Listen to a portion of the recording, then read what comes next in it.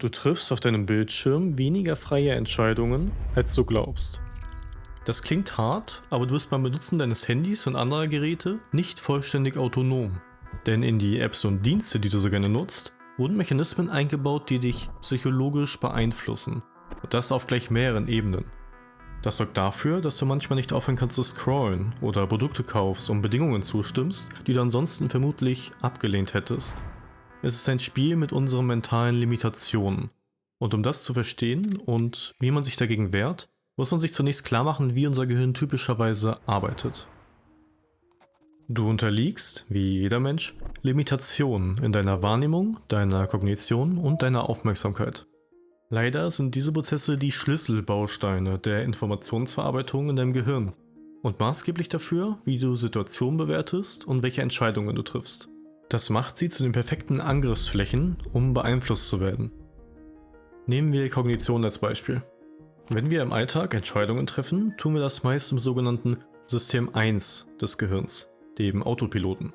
Statt alles analytisch abzuwägen, verwenden wir schnelle, abkürzende Denkmuster, sogenannte Heuristiken.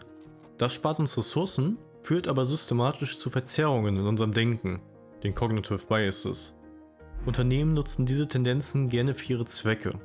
Ein Beispiel ist der Endowment-Effekt, der besagt, dass wir den Wert eines Produkts höher einstufen, wenn wir es selbst besitzen. Viele Unternehmen bieten eingeschränkte Freemium-Modelle oder kostenlose Probeabos an. Dadurch, dass uns der Dienst zumindest zeitweise gehört, steigt sein Wert für uns und wir wollen ihn weniger leicht hergeben. Aber noch viel wichtiger für Unternehmen ist Aufmerksamkeit, um Einfluss auf unsere Entscheidungen zu nehmen. Manche sprechen von Aufmerksamkeit als Währung, einer Attention Economy. Je mehr du eine Plattform nutzt, desto mehr Daten sammelt der Algorithmus der Plattform darüber, was dich interessiert, und desto mehr wird dir genau das angezeigt, was dich fesselt, sodass du ihm noch mehr Daten gibst. Eine süchtig machende Feedback-Schleife. Aus dem eigenen digitalen Fußabdruck kann heute ein großer Teil der eigenen Persönlichkeitsmerkmale abgeleitet werden, etwa die sexuelle Orientierung oder die emotionale Stabilität. Es kann gemessen werden, wie viele Millisekunden du bei bestimmten Inhalten verweilst und zu welchen Uhrzeiten du besonders empfänglich für eine Botschaft bist. Zusätzlich zu den adaptiven Algorithmen sind Experten für Verhaltens- und Ingenieurpsychologie im Einsatz. Sie gestalten die Apps und Dienste so, dass sie so viel deiner Zeit wie möglich in Anspruch nehmen. Eine Art mentaler Kapitalismus. Dabei wird die Ausschüttung von Dopamin und soziale Phänomene wie FOMO, die Fear of Missing Out, häufig explizit mitgedacht. Dass das funktioniert, hast du sicherlich selbst schon mal erlebt, wenn du nur kurz nach Neuigkeiten schauen wolltest und plötzlich Stunden vergangen sind. Jetzt, da du weißt, worum es geht, zeige ich dir anhand von 3 Stufen, wie Technologie mit deinen mentalen Limitationen umgeht und dabei von Stufe zu Stufe immer skrupelloser wird. Wir fokussieren uns hierfür auf die Gestaltung von Apps und Plattformen, die du in deinem alltäglichen Leben nutzt, und betrachten ihren Bauplan aus einem spezifischen Blickwinkel. Das Video wird dir eine neue Perspektive auf diese Dinge geben und wie du mit ihnen umgehst. Ich vereinfache an geeigneter Stelle etwas. Meine Quellen findest du in der Videobeschreibung.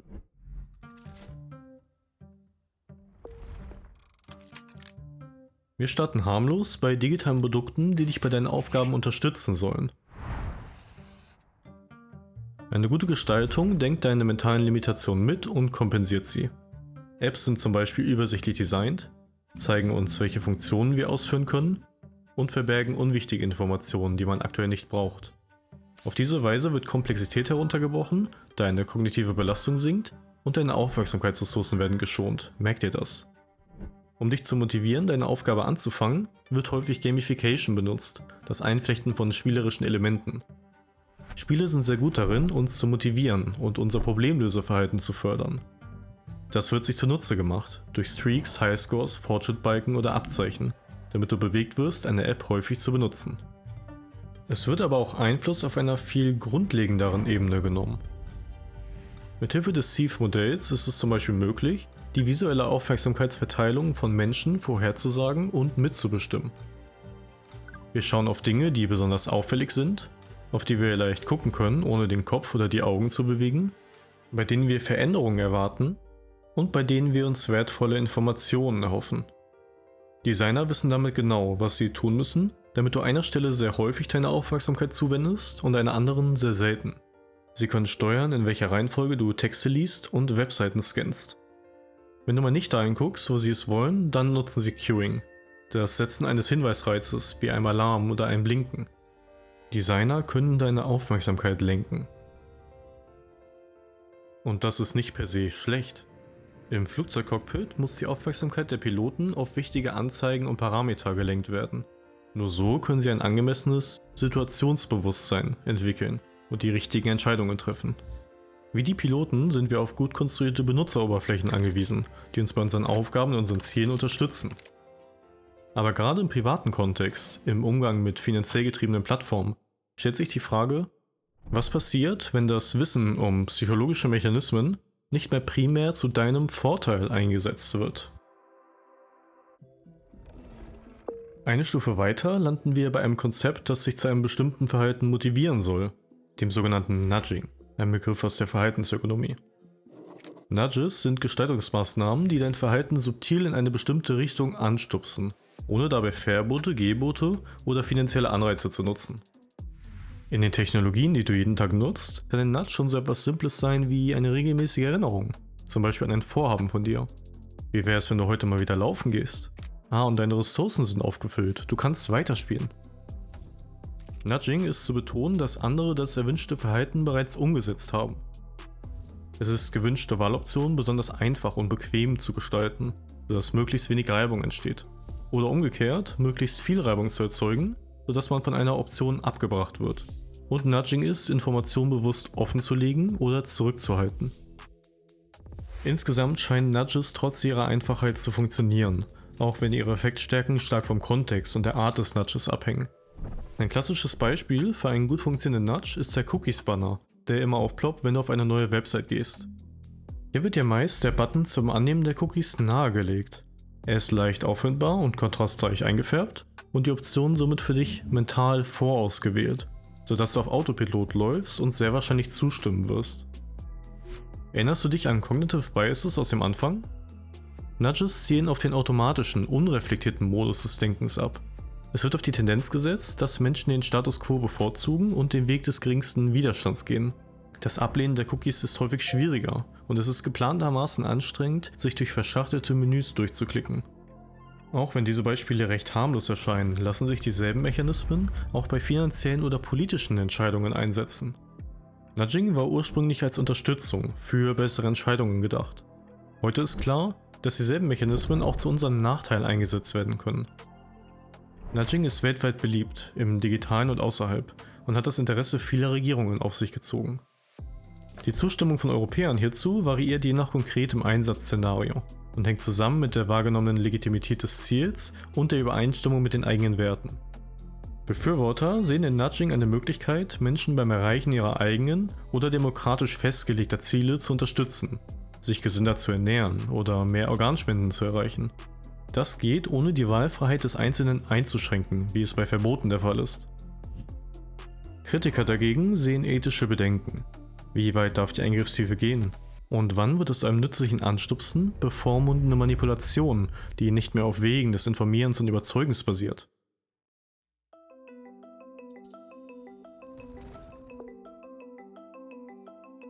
Manipulation bedeutet, die Entscheidungsfindung einer Person zu untergraben und ihr die Entscheidungshoheit zu entziehen. Das perfide an Manipulation ist, dass sie oft verdeckt abläuft, sodass du fälschlicherweise glaubst, eine eigene freie Entscheidung getroffen zu haben.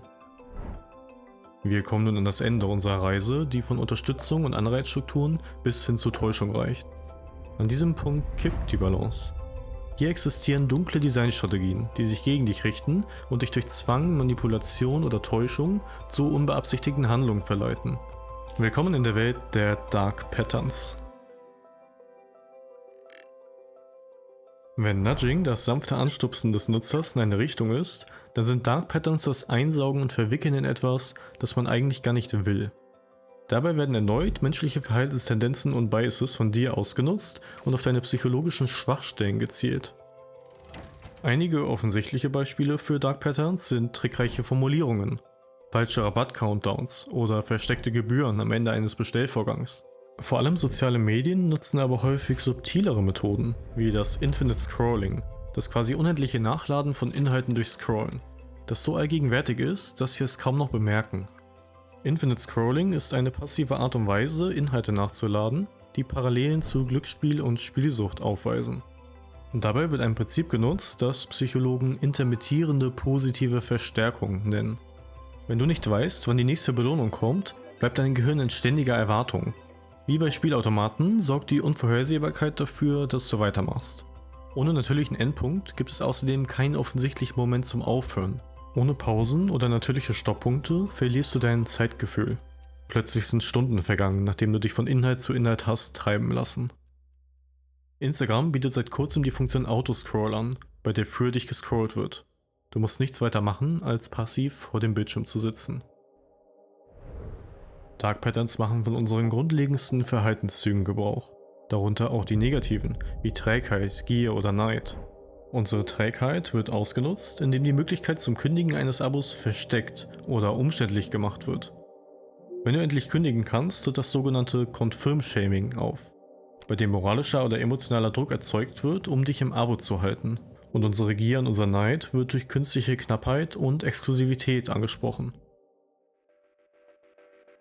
Hinter dem Einsatz von Dark Patterns stecken häufig zwei übergreifende Strategien, nämlich Engagement und Steuerung. Im Sinne einer Attention Economy geht es bei der Engagement-Strategie darum, dich so lange wie möglich auf der Plattform zu halten. Dazu gibt es sogenannte Attention Capture Dark Patterns, die deine Aufmerksamkeit magnetisch anziehen. Bei YouTube gibt es das automatische Abspielen eines YouTube-Videos beim Scrollen oder das Abspielen von Shorts direkt beim Öffnen der App, wie es auch bei TikTok der Fall ist. Netflix lässt die nächste Episode automatisch abspielen und macht dadurch aus einem Opt-in ein Opt-out. Du musst dem Willen von Netflix aktiv widersprechen. Einige dieser Funktionen können durchaus nützlich sein. Sie alle haben jedoch drei manipulierende Kernmerkmale gemeinsam. Sie lenken von einem Ziel des Nutzers ab, sie gehen mit einem empfundenen Zeit- und Kontrollverlust einher und sie bewirken im Nachhinein ein Gefühl der Reue. Quasi das Gegenteil von dem, was man Digital Wellbeing nennen würde. Die zweite Strategie steuert deine Entscheidungsfindung in die von der Plattform gewünschte Richtung. Während du bei TikTok nach deiner Zustimmung für personalisierte Werbung gefragt wirst, läuft im Hintergrund bereits Video und Ton, was zu einer kognitiven Überlastung beiträgt und sich auf deine Entscheidung auswirkt. Während das Erstellen eines Kontos in der Regel sehr schnell geht, ist es beim Löschen des Kontos anders. Oft bleibt dein Account zunächst 30 Tage deaktiviert, sodass du noch lange Zeit wiederkommen kannst. Oder es wird dafür gesorgt, dass du dich auf dem Weg zu deinem Ziel verläufst. Auf Instagram musst du einen 8-schrittigen Pfad kennen und folgen können, um dein Konto zu löschen. Egal wie wir sie kategorisieren, das Erschreckende ist, Dark Patterns sind keine Seltenheit, sondern die Regel. Es gibt Dutzende etablierte Dark Patterns und die allermeisten der populären Apps nutzen sie. Wenn du sie auch benutzt, wirst du mit ziemlicher Sicherheit tagtäglich manipuliert. Dark Patterns können im besten Fall nerven. Oder im schlimmsten Fall finanzielle Schäden anrichten, Datenschutz und Autonomie untergraben und Sucht befeuern. Du bezahlst mit deinem Geld, deiner Zeit und manchmal sogar mit deiner Gesundheit und Selbstachtung. Man kann unter anderem einen Zusammenhang zwischen einer Social-Media-Sucht und erhöhten Suizidgedanken feststellen, weniger physische Aktivität, einer Abnahme konzentrierten und klaren Denkens, einem geringeren Selbstwertgefühl, einer Feindseligkeit gegenüber anderen, sozialen Ängsten und einer Unzufriedenheit über die Entwicklung des eigenen Lebens. Hierbei ist oft noch unklar, in welche Richtung die kausale Beziehung wirkt oder ob sich zum Beispiel Sucht und Probleme gegenseitig verstärken. Mehrere Studien nennen fehlende Selbstkontrolle als einen relevanten Faktor in all dem. Eine der am häufigsten genannten emotionalen Folgen einer übermäßigen Mediennutzung ist Reue. Die WHO hat übermäßige Internetnutzung als ein wachsendes Problem eingestuft und einige Regierungen verbieten soziale Medien für Kinder.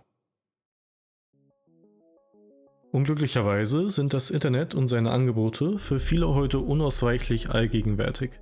Während man häufig gut durchs Leben kommen kann mit nur geringem Kontakt zu harten Drogen oder Glücksspiel, ist es beim Kontakt zum Internet anders.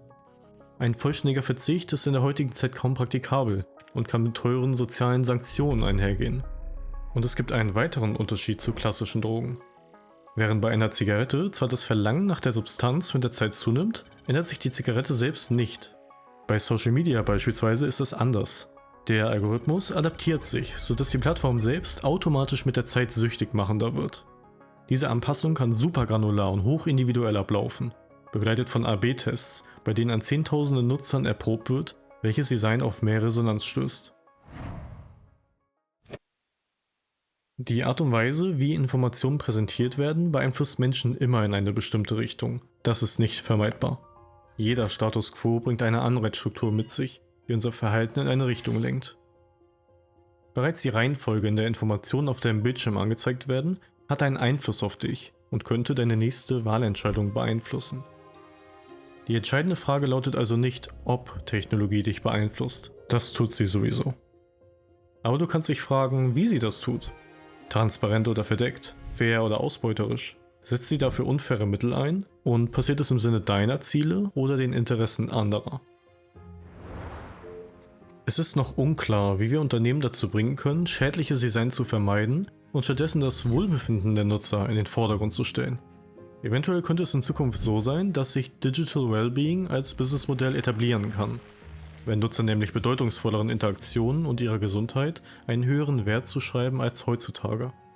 Stell dir eine App vor, die dir proaktiv Pausen vorschlägt und die Qualität deiner sozialen Beziehungen fördert, die dir tatsächlich wichtig sind.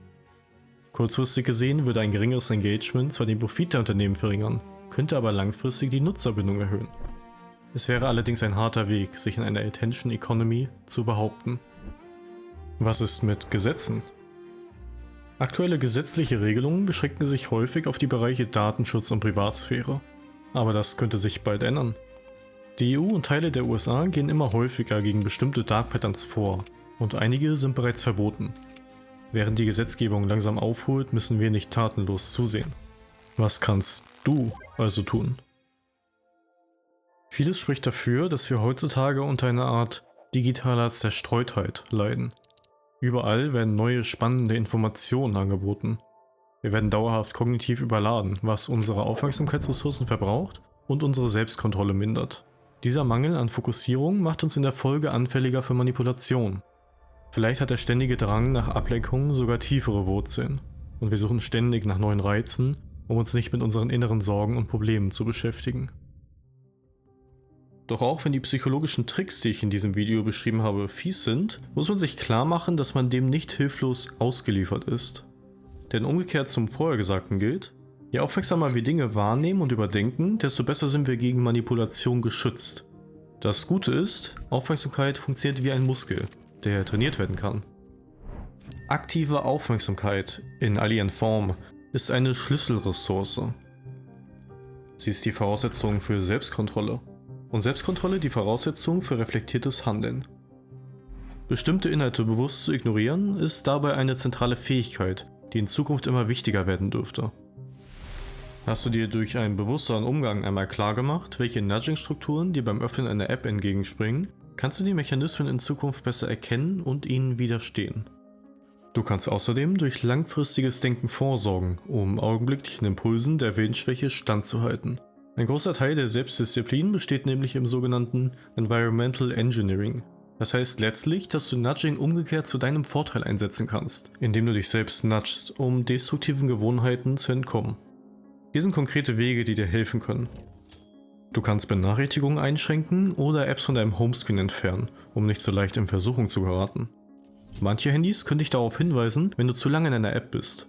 Ist ein Zeitlimit erreicht, kannst du die App erst am nächsten Tag wieder benutzen. Du kannst dich nudgen, das Handy abends nicht mehr so lange zu nutzen, indem es sich automatisch auf schwarz-weiß stellt und damit weniger attraktiv wirkt. Und du kannst morgens einen dedizierten Wecker verwenden, um aufzuwachen, ohne direkt ins Handy gezogen zu werden.